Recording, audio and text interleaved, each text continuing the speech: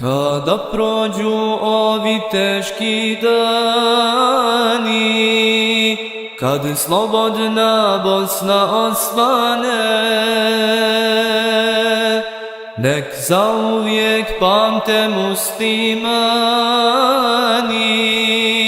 neka nikad ne zaborave,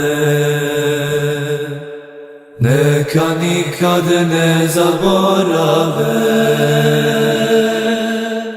Ko je htio da ih nema, porušio, palio ih klao. Ko ih kćeri, ko sinove sa osmijehom ubijao.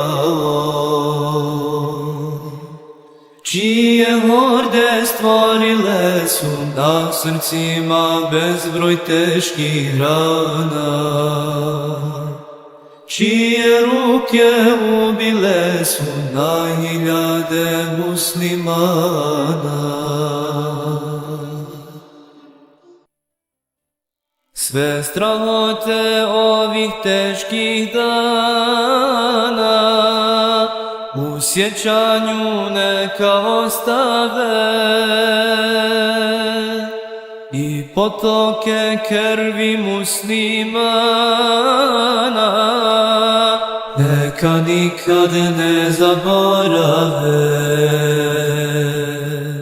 neka nikad ne zaborave. Ko je htio da ih nema, porušio, palio i klao. Ko im kćeri, ko sinove sa osmijehom ubijao. Čije horde stvorile su na srcima bezbroj teških rana,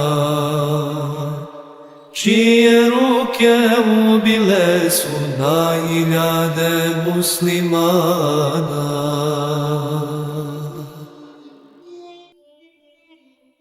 Zato doće i za bolje dane, opomena neka ostane,